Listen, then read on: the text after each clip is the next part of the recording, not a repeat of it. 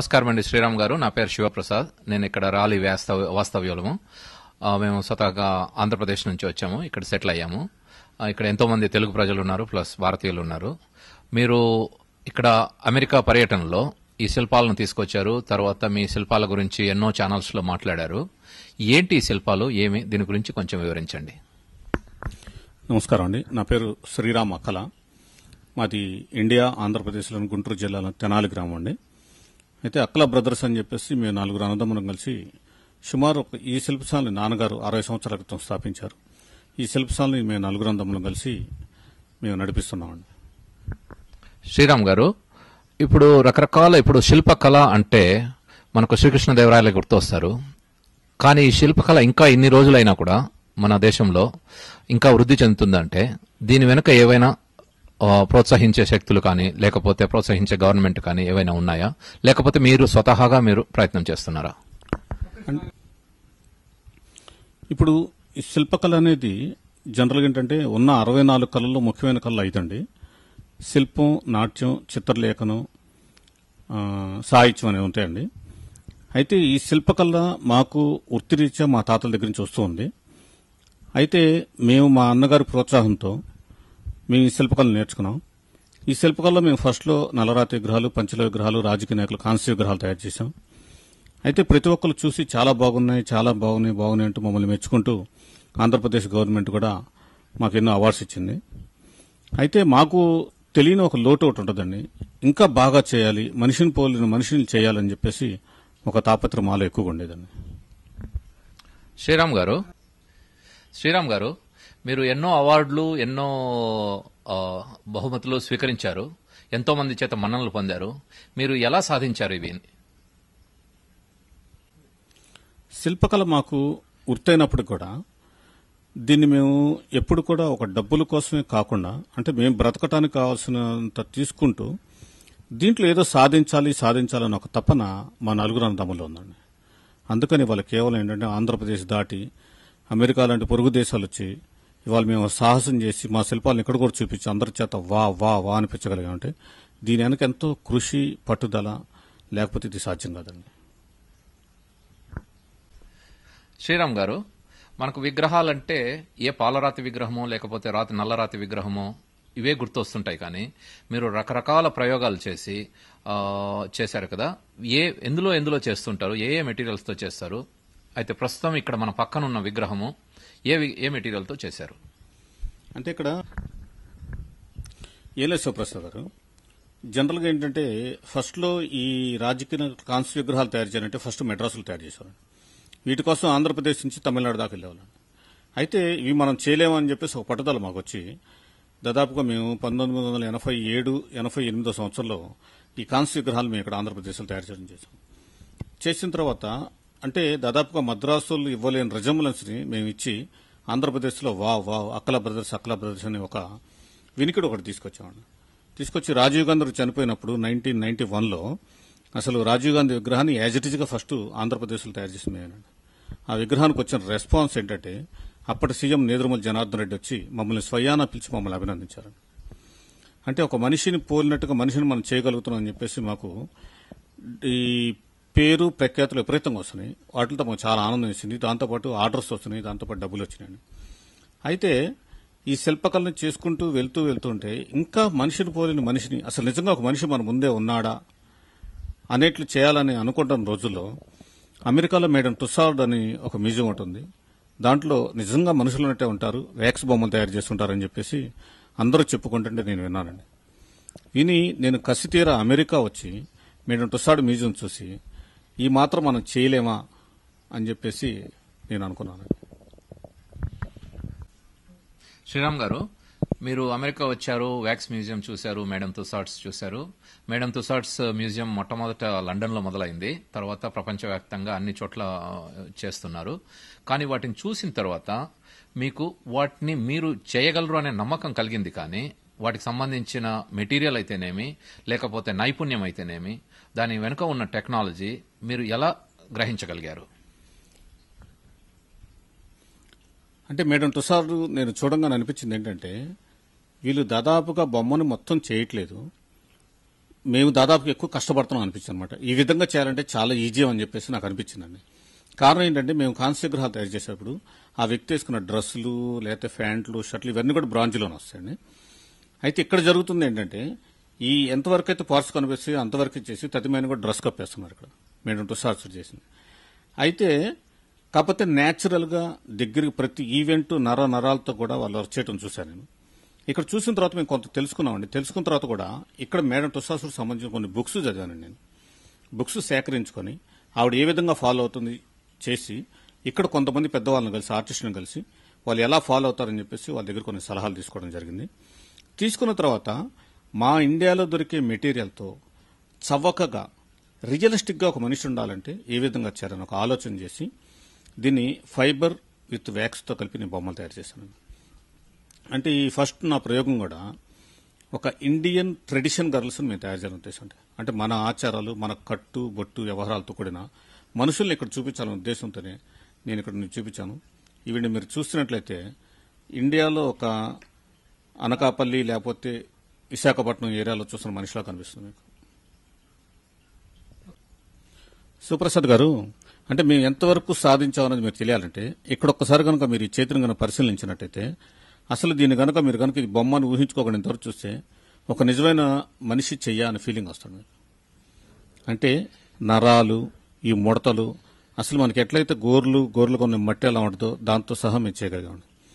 అంటే ఇది చెయ్యాలంటే కూడా దాదాపుగా ఈ ఒక్క చేతియే ఒక 200-300 ఫోటోలు తీసుకుంటాం. ఫోటోలు తీసుకుని నరాలన్నీ కూడా ఫస్ట్ క్లే వర్క్లో తర్వాత వ్యాక్స్లో తయారు చేసి దాన్ని ఫైబర్లోకి మారుస్తాం. అంటే ఇది శ్రమతో కూడుకున్న శ్రమ ప్లస్ యుక్తితో కూడుకున్న వర్క్ అండి. దాంతో సైజు పెరగకూడదు, ఆ ఫీలింగ్ అలాగే ఉండాలి, దీంట్లో న్యాచురాలిటీ రావాలి. ఇవన్నీ తీసుకోవాలంటే మంచి శ్రమను నాకు ఇంట్రెస్ట్ ఉండాలండి, చెయ్యాలని ఒక తపన మనలో ఉండాలి ఆర్టిస్ట్గా. శ్రీరామ్ గారు, ఇప్పుడు మీరు ఒక వస్తువుని ఒక ఆబ్జెక్ట్ ని 200-300 ఫోటోలు తీస్తామంటున్నారు కదా. అంటే మీరు ఒక న్యాచురల్ మోడల్ ని తీసుకొని వారి శరీరంలో ఉన్న భాగాలను మీరు ప్రత్యేకంగా అబ్జర్వ్ చేయడానికి ఫొటోస్ తీస్తారా, లేకపోతే మీరు చేసుకున్న మోడల్స్ నుంచి మళ్ళీ డెవలప్ చేసుకుంటూ వెళ్తారా? ఇక్కడ మీకు జనరల్ జరిగేది ఏంటంటే ఇద్దరు వ్యక్తులు ఒకే హైట్ లో ఉన్నప్పటికీ కూడా ఇద్దరిలో ఫిజిక్ తేడా ఉంటుందండి. ఇప్పుడు రాజీవ్ గాంధీ సుమారు ఒక 6 అడుగులు ఎత్తున్నాడు అని చెప్పేసి ఇంకొక 6 అడుగులు అతను బొమ్మ చేయాలంటే ఆయన రాజీవ్ గాంధీ ఫిజిక్ ఉండదు. ఎవరి బొమ్మ అయితే తయారు చేయాలనుకుంటున్నామో ఆ వ్యక్తులకు సంబంధించిన వాళ్ళని ఆ వయసులో ఉన్న వాళ్ళని మనం అబ్జర్వ్ చేయాలి ఫస్ట్. ఇదేదో ఒక పొడుగులను లేకపోతే ఒక ఇల్లు తీసుకుని ఇంకో రకంగా చేయడానికి కుదరదండి. ఆడవాళ్ళ చేతులు వేరుగా ఉంటాయి, మగవాళ్ళ చేతులు వేరుగా ఉంటాయి, పిల్లల చేతులు వేరుగా ఉంటాయి, పెద్దవాళ్ళ చేతులు వేరుగా ఉంటాయి. ఎవరినైతే మనం తీసుకుంటున్నామో ఆ ఫిజిక్ ఆ ఎనాటమీ అవన్నీ కూడా అట్లాగే ఉండాలి. అట్లా ఉన్నప్పుడే మనకు ఆ న్యాచురాలిటీని ఆ దగ్గరికి వెళ్ళగలుగుతాం. మనం చూడగానే మనిషి ఇప్పుడు మేము ఎగ్జిబిషన్స్ చూస్తూ కూడా వావ్ ఇది బొమ్మ, మేము అసలు ఒక ముసలాం కూర్చున్నట్టు ఇక్కడ ఉందని అని చెప్పేసి అమెరికాలో నేను ఎగ్జిబిషన్స్ పెడితే కొన్ని వేల మంది చేత ఇక్కడ మేము వావ్ వావ్ అనిపించాం. అంటే శ్రీరామ్ గారు, ఇవి కేవలం కల్పనా రూపాలు కాకుండా నిజమైన ఒక మోడల్ ని తీసుకుని వాటిని రీప్రొడ్యూస్ చేయగలిగారా? మీరు అంత ఒరిజినాలిటీ తీసుకురాగలిగారా? ఇది మాకు మాత్రం ఆశ్చర్యకరంగా ఉంది. అంటే ఇక్కడ మీరు గ్రహించాల్సింది ఏంటంటే మనకి జనరల్ గా ఒక రాజీవ్ గాంధీనో, ఒక ఇందిరాగాంధీనో, ఒక ఎన్టీ రామారావునో, కాసు బ్రహ్మానంద రెడ్డో, నీలం సంజయ్ రెడ్డి ఇట్లా ఒక వ్యక్తులు అంటే ఒక వ్యక్తులు పోలికలతో వ్యక్తులు చనిపోతే వాళ్ళ విగ్రహాలు మనం తయారు చేసుకుంటారు. అంటే ఒక ఐడెంటిఫికేషన్ కావాలి. ఒక ఐడెంటిఫికేషన్ కావాలంటే మనకి ఏదో ఒక ఆధారం ఉండాలండి. రాజీవ్ గాంధీ ఇలా ఉంటాడు, రామారావు ఇలా ఉంటాడని. అట్లా లేకుండా మీరు ఊహతో ఓన్లీ చేద్దాం అనుకుంటే ఏది రాదండి. ఎవరికి కూడా ఏ ఆర్టిస్ట్ అయినా సరే ఒక బొమ్మ వేయాలంటే, ఒక బొమ్మ చిత్రంలా గీయాలంటే కూడా అతనికి ఒక ఆధారం కావాలి. ఒక బొమ్మ చెయ్యాలంటే ఏ శిల్పికైనా సరే ఒక ఆధారం కావాలి.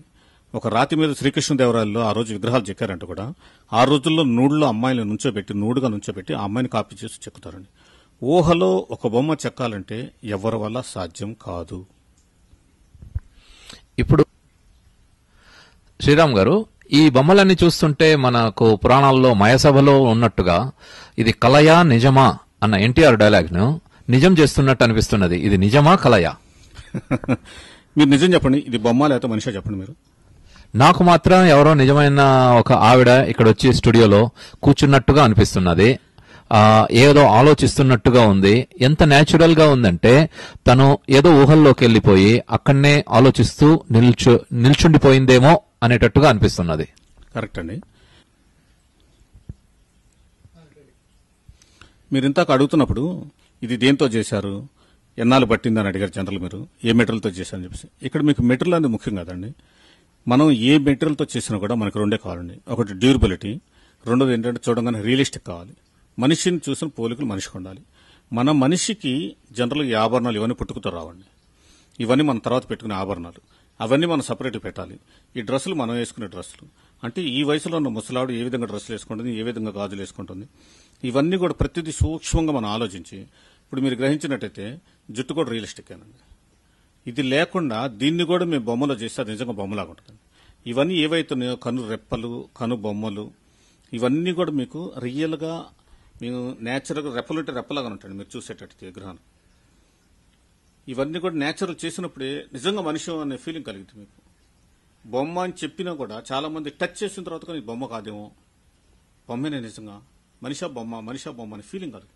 అంటే అంత దగ్గరికి వెళ్ళగలిగాము, అంతమందిని ఆశ్చర్యింపజేస్తున్నాను అన్నప్పటికల్లా నేను సాధించాను ఒక ఫీలింగ్ మాకుందండి. మీరు ఇటువంటి బొమ్మలు చాలా చేశారు, వాటినన్నింటినీ అమెరికాలో పలు ప్రదేశాల్లో ప్రదర్శించారని విన్నాము. ఎక్కడెక్కడ మీ ట్రిప్ ఎలా జరిగింది, ఎక్కడికి వెళ్లారు, అసలు ఈ ట్రిప్ వెనుక మీరు సాధించాలనుకున్నది ఏం సాధించాలనుకుంటున్నారు మాకు కొంచెం వివరిస్తారా? సహజంగా వృత్తిలో ముందు ఏదో చేయాలని తపనండి.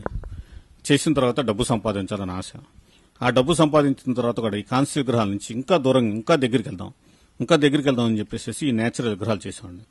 ఇవి చేసిన తర్వాత మాకే చూసి మాకు ఒక ఆశ్చర్యం వేసి అక్కడ చూసిన వాళ్ళందరూ కూడా అసలు చాలా నేచురల్గా ఉన్నాయి చెప్పేసి అని వాళ్ళ స్కూల్ పిల్లల్ని ఒక ఎక్స్కర్షన్ తీసుకొచ్చినట్టుగా మా ఇంటికి తీసుకొచ్చేసి అన్ని విగ్రహాలు చూపించినప్పుడు నేను చాలా ఆనందపడ్డాను.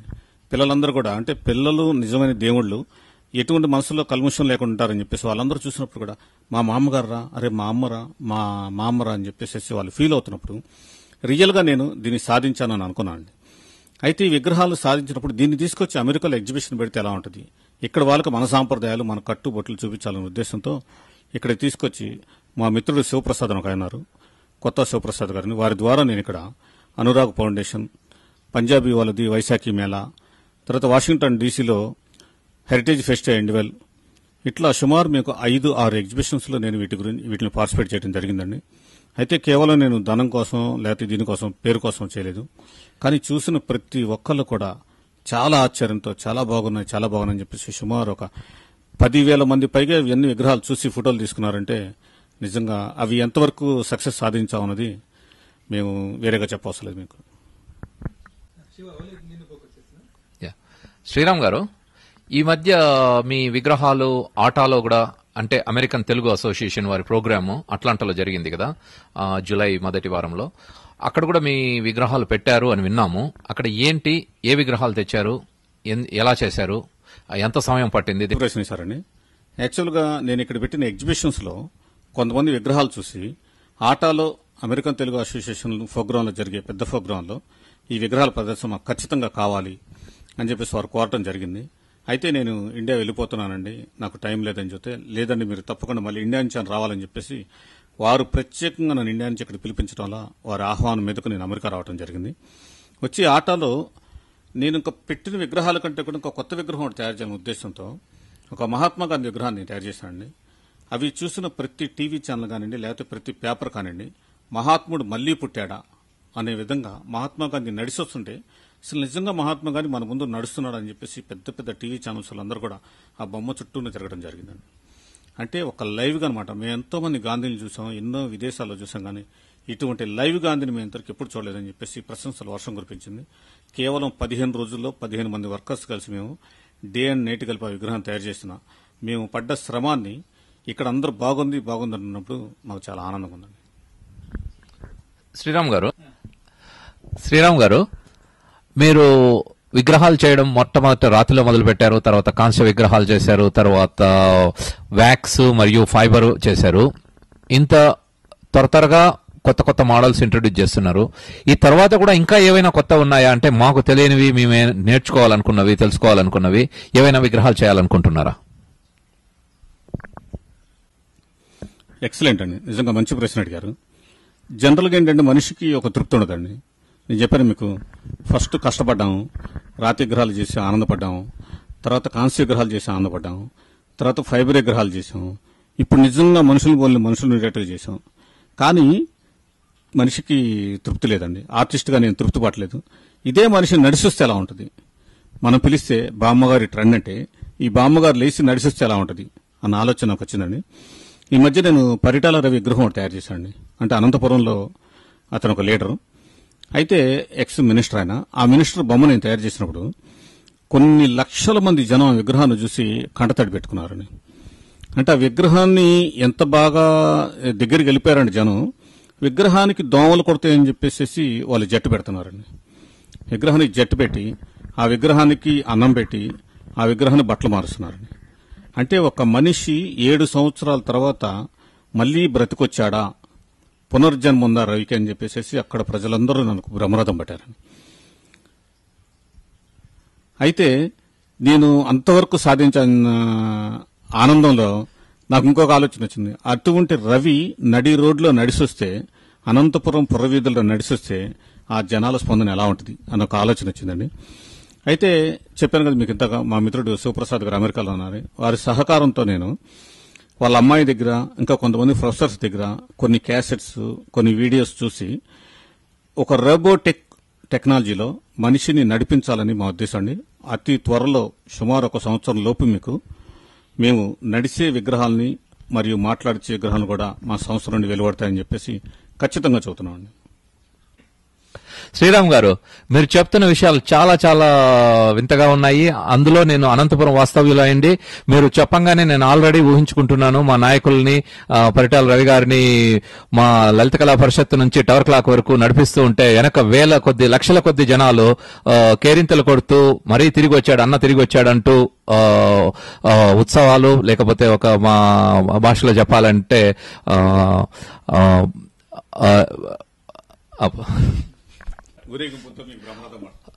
ఊరేగింపులతో మా నాయకుడికి బ్రహ్మరథం పడుతుంటే అదే ఊరేగింపులో మీరు కూడా అక్కడ ఉండి గొప్ప గొప్ప సన్మానాలు పొందుతున్నారని ఆల్రెడీ నేను ఊహించుకుంటున్నాను.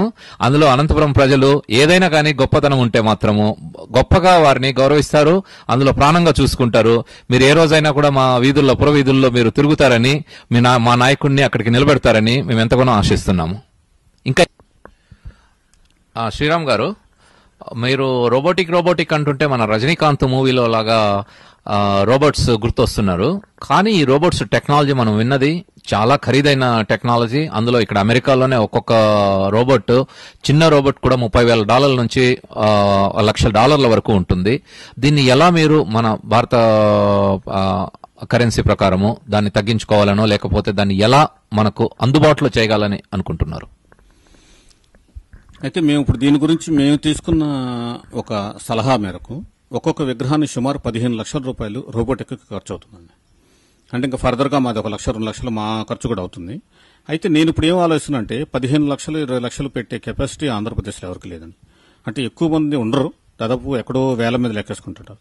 కానీ దీన్ని బాగా చీప్గా తయారు చేసుకుని ఓన్లీ ఒక మనిషికి సంబంధించిన విడి పార్ట్స్ ఓన్లీ నడవటానికి ఉపయోగపడేట్టుగా చాలా తక్కువ ఖరీదులో తయారు చేయించుకుని ఇక్కడ రోబోటిక్స్ ని, వాటి మీద నేను విగ్రహం అంతా కూడా నేను ఎక్కువ కష్టపడాలని చెప్పేసి నేను అనుకుంటున్నానండి.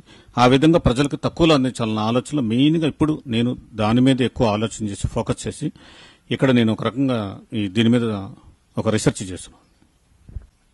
రెడీనా? శ్రీరామ్ గారు, ఇంత గొప్ప కళాఖండాలని మీరు సృష్టించి తీసుకొచ్చారు కదా అమెరికాకు. వీటిని మామూలుగా ఎవరు కొంటారు? మీకు ఎటువంటి కస్టమర్స్ ఉంటారు ఈ విషయంలో? దాని గురించి కొంచెం వివరిస్తారా?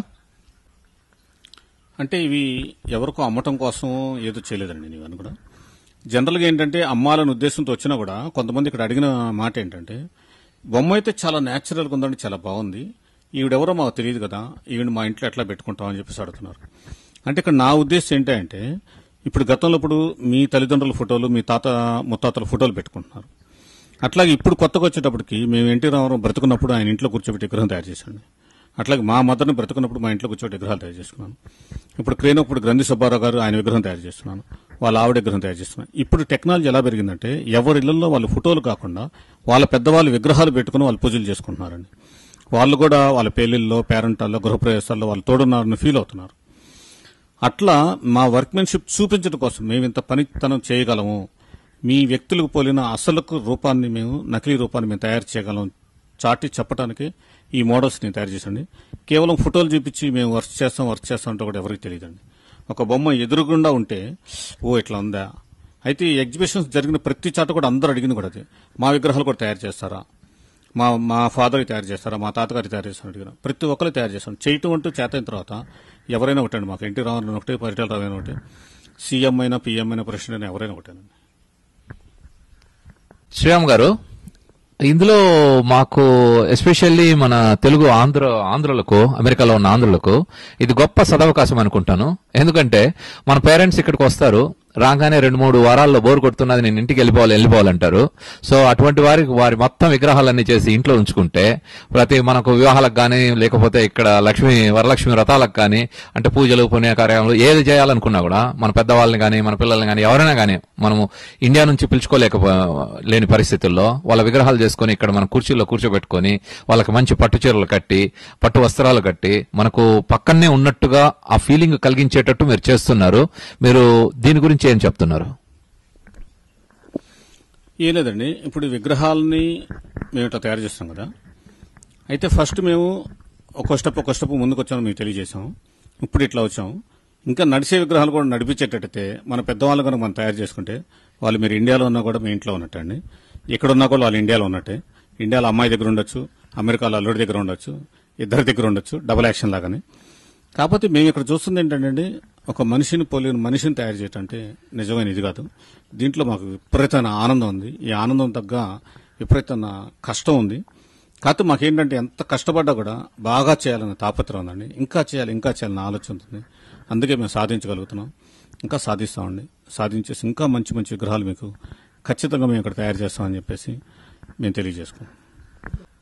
శ్రీరామ్ గారు, ఈ విగ్రహాలు మనం చేసి ఇంత డబ్బు ఖర్చు పెట్టి ప్రజలు వాళ్ళ ఇళ్లలో పెట్టుకోవాలనుకుంటున్నారో, లేకపోతే వాళ్ళ నాయకులను పెట్టుకోవాలనుకుంటున్నారు. కానీ ఈ విగ్రహాలకు ఏజింగ్ అనేది ఉందా? ఎన్ని సంవత్సరాలు ఇవి ఇలా నిలబడగలవు?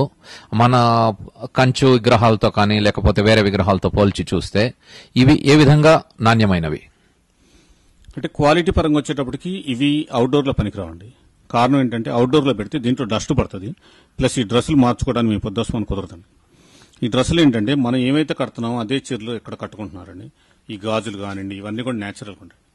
ఇవన్నీ అవుట్డోర్లో పెడితే కుదరదు. కాబట్టి ఇండోర్లో అంటే లోపల మనుషులు మనం ఒక ఆర్టిఫిషియల్ గా ఒక మంచి మోడల్ విగ్రహం పెట్టుకున్నట్టు పెట్టుకోవచ్చు, లేదంటే ఒక మన పక్కన కూర్చోపెట్టుకోవచ్చు. ఇండోర్లో అయితే ఇటు లైఫ్ ఉంటుందండి, ఎన్ని రోజులైనా కూడా అట్లా ఉండదు. దీనికి చల్లనే ఉండదు. మీకు దాదాపు సుమారు ఒక 50 సంవత్సరాలు 60 సంవత్సరాలు కూడా అట్లా ఉండదు.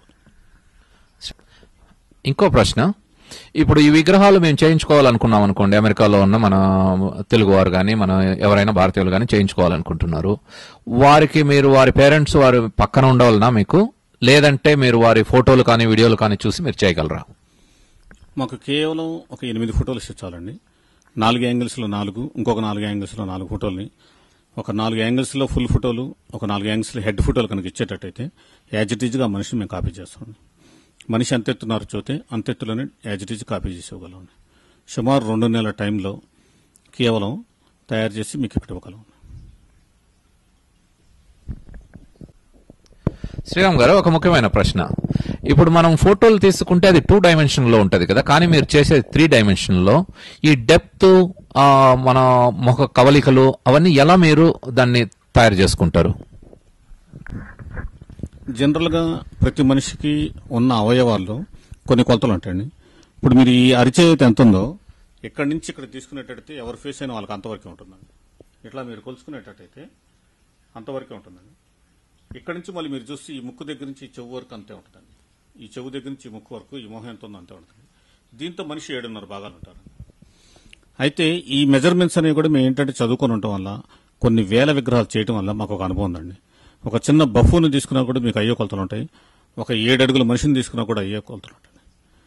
ఎంత ప్రపంచంలో ఎవరైతే ఉన్నారో వాళ్ళకి ఇదే కొలతలు కరెక్ట్గా ఉంటాయండి. మీరు కొలుసుకునేటట్టయితే ఎక్కడ నుంచి ఇంతవరకు మీ ఫేస్ ఉంటుందండి. మళ్ళీ ఈ ముక్కు దగ్గర నుంచి ఈ చెవు ఎండింగ్ వరకు కరెక్ట్గా మళ్ళీ ఇట్లా ఉంటుంది. ఈ మెజర్మెంట్స్ ప్రకారంగా ఒక మనిషి ఫోటో ఇచ్చేటట్టయితే నేను 3 డైమెన్షన్స్ లో బొమ్మ చేయగలను. ఇప్పుడు మనకు బొమ్మలు చేయాలనుకుంటే మనిషి బ్రతికుండవలనా, లేకపోతే వాళ్ళు ఎప్పుడో తీసిన ఫోటోలైనా కూడా పర్లేదా? ఎందుకంటే ఎప్పుడో తీసిన ఫోటోలు ఒక్కొక్కసారి వాళ్ళకు వెనక వైపు నుంచి తీసుండకపోవచ్చు, 8 యాంగిల్స్ లో తీసుండకపోవచ్చు, కేవలం ఒక ఫోటో మాత్రమే పెట్టుకొని వాళ్ళు పూజ చేసుకుంటుండొచ్చు. అటువంటివి పాతవి బ్లాక్ అండ్ వైట్ పిక్చర్లు ఇస్తే మీరు వాటి విగ్రహాలు చేయగలరా? ఇప్పుడు మాకు జరుగుతుంది కూడా అదేనండి. జనరల్గా ఏంటంటే పెళ్లిళ్ళు అక్షంతలు వేస్తున్నాం, లేకపోతే ఆ పెళ్లి గ్రూప్లో వాళ్ళు పంచి కట్టుకుని మొత్తం ఫుల్గా ఫోటోలు దిగుతుంటాం, ఫ్యామిలీ ఫోటోస్ దిగుతుండటం వల్ల, లేకపోతే పాస్పోర్ట్ ఫోటో దిగడం వల్ల. పాస్పోర్ట్ దిగితే ఏంటంటే 90 degrees కరెక్ట్గా తీస్తారండి ఫోటో. అప్పుడు మనిషికి ఇట్లా పోవటం కానీ ఇట్లా పోవటం కానీ, అంటే అబోవ్ ది హై లెవెల్ కానీ బిలో ది హై లెవెల్ కానీ లేకుండా 90 degrees కరెక్ట్గా ఉంటే అతని మెజర్మెంట్స్ కరెక్ట్గా తెలుస్తాండి. అందుకని మా దగ్గరికి ఎవరైనా రాగానే మేము ఒక పాస్పోర్ట్ ఫోటో ఉందా, అతను పెళ్లిళ్ళు ఎక్కడైనా అక్షంతలు వేస్తూ బ్యాక్ సైడ్ ఏమైనా కనిపిస్తున్నారా, ఒక సైడ్ ఏమైనా కనిపిస్తున్నారు, ఈ సైడ్ ఏమైనా కనిపిస్తున్నారు అని చెప్పేసి వాళ్ళ దగ్గర ఉన్న ఫోటోలు అన్నీ తీసుకొని మాకు కావాల్సిన దాంట్లో ఎన్నుకొని దాని ప్రకారం మేము వాళ్ళని కూర్చోబెట్టేసేసి చిన్న చిన్న డౌట్స్ అని వాళ్ళ దగ్గర తెలుసుకుంటూ మేము తయారు చేస్తాం. శ్రీరామ్ గారు, ఇప్పుడు మనకు ఇంతవరకు మనము ఒక భారతదేశకు సంబంధించిన వ్యక్తుల్ని కానీ లేకపోతే వారిని కానీ తయారు చేయాలనుకుంటున్నారు కదా. ఒకవేళ మనకు అమెరికాలోనే ఉన్న వ్యక్తులు వాళ్ళు వాళ్ళ పేరెంట్స్ కానీ లేకపోతే వాళ్ళ లీడర్స్ కానీ లేకపోతే వాళ్ళ మత గురువులను కానీ చేయించాలనుకుంటే మీకు వాళ్ళదైనా కూడా మీకు ఏమైనా ఇబ్బంది ఉంటుందా, లేకపోతే ఈ విగ్రహం ఏదైనా మీకు ఒకటేనా? వంట చేయటం వచ్చిన తర్వాత పప్పు వండటం ఒకటే, కూర వండటం ఒకటే, పచ్చడి వండటం ఒకటే. అసలు చేయటం అంటూ అలవాటైతే ఏ విగ్రహం తయారు చేయొచ్చండి. అదొక చిన్నపిల్లవాడు అవ్వచ్చు, ఒక పెద్ద నక్సలైట్ అవ్వచ్చు, లేకపోతే ఒక మత గురువు అవ్వచ్చు, లేకపోతే ఒక పెద్ద నాయకుడు అవ్వచ్చు. వాళ్ళు ఎవరైనప్పుడు కూడా వాళ్ళందరూ మనుషులే, మాకు అందరూ సమానమే. మేము పార్టీలకు అతీతంగా మేము విగ్రహాలు తయారు చేస్తుంటాం. అందరు పార్టీల వాళ్ళు మమ్మల్ని గౌరవించారు. ఇండియాలో మాకు రాష్ట్రపతి, ప్రధానమంత్రి, గవర్నర్లు, 7 ముఖ్యమంత్రులు, మా 4 అన్నదమ్ములు కూడా చాలా మంది, ప్రతి ముఖ్యమంత్రి మమ్మల్ని సన్మానిస్తూనే ఉంటారు. ఈ గౌరవం ఇది మా 4 అన్నదమ్ముల కృషి వల్లే వచ్చిందని చెప్పేసి మేము గట్టిగా నమ్ముతాం. శ్రీరామ్ గారు, మీరు కేవలం మనుషుల బొమ్మలే చేస్తారా, లేకపోతే ఏదైనా ఒక ఐడియాను కానీ ఒక కాన్సెప్ట్ ను కానీ మీకు అందిస్తే ఆ కాన్సెప్ట్ నుంచి మీరు డెవలప్ చేసుకుని వాటిని శిలారూపాల్లో మార్చగలరా? ఇక్కడ 2 అబ్స్ట్రాక్ట్ చూస్తున్నాము. ఇది ఒక వైపు నుంచి చూస్తే కోడి గుడ్డులాగా ఉంది, ఒక వైపు నుంచి చూస్తే బాబులాగా ఉంది, ఒక వైపు నుంచి చూస్తే వింత వింతగా ఉంది. ఇదేమైనా నరసింహం లాంటిది, నరుడు ప్లస్ మానవుడు ప్లస్ మృగము కలిపినవే, లేకపోతే కోడి పిల్ల ప్లస్ పిల్లవాడు కలిపిందా? ఇదేంటిది? దీని గురించి చెప్పండి మాకు. అవి మా ఫ్రెండ్కి ఒక ప్రీ మెచ్యూర్ బేబీ ఒక అమ్మాయి పుట్టిందండి. అయితే నెలలు నిండక ముందే ఒక అమ్మాయి పుట్టడం వల్ల మీ అమెరికా లాంటి దేశాల్లో అయితే వాటిని బాక్సులో పెట్టి, బాక్సులో ఎగ్జాస్టర్స్, హీటర్స్ ఉండటం వల్ల మీకు వాళ్ళకు ఒక సేఫ్గా తయారవుతారు. కానీ ఇండియాలో ఇంకా అంత టెక్నాలజీ రాకపోవటం వల్ల ఏదో ఒక ఫైబర్ గ్లాస్ లేకపోతే ఒక ఐరన్ బాక్స్ తీసుకొని దాంట్లో ఒక 60 volts లేకపోతే 100 volts బల్బు పెట్టేసేసి ఆ టెంపరేచర్తోనే ఆ బిడ్డను బ్రతికిస్తూ ఉంటారండి. అయితే ఒక డాక్టరు, ఒక కాంపౌండర్, ఒక నర్సు నిర్లక్ష్యం వల్ల ఆ పాప మీద పెట్టిన బల్బు రాత్రంతా పాప మీద పడిపోయి ఆ పసి గుడ్డు కాలిపోయి తెల్లారి చనిపోయిందండి. కేవలం 3 వ్యక్తుల నిర్లక్ష్యం వల్ల. అలా జరిగేటప్పటికి ఆ తల్లిదండ్రుల బాధ చూసి నాకు ఒక పసి గుడ్డు, బయటకు వచ్చిన గుడ్డు ఏ విధంగా బాధపడి ఉంటుంది, అసలు ఆ లైట్ తన మీద పడి కాలిపోతున్నప్పుడు అరవలేక ఏడవలేక తన పడ్డ బాధని ఒక్కసారి నేను ఊహించుకొని ఈ చిన్న రూపాలు తయారు చేశానండి. అయితే ఆ రెండింటిని చూసినప్పుడు కూడా నాకు చాలా బాధ వేస్తుందండి. తీసామంటారు ఇక్కడ. శ్రీరామ్ గారు, ఇంత గొప్ప కళని మీరు కేవలం మీ 4 అన్నదమ్ముల మధ్యనే ఉందా, లేకపోతే ఈ కళని ముందు భావితరానికి పంచడానికి మీరు ఏదైనా ట్రైనింగ్స్ కానీ లేకపోతే వేరే స్టూడెంట్స్ కానీ తీసుకొని చేస్తున్నారా, లేకపోతే మీ వంటి కళాకారులు ఇంకా మన దేశంలో కానీ విదేశాల్లో కానీ ఉన్నారా? ఉండటానికైతే ఇండియాలో చాలా చోట్ల ఉన్నారండి.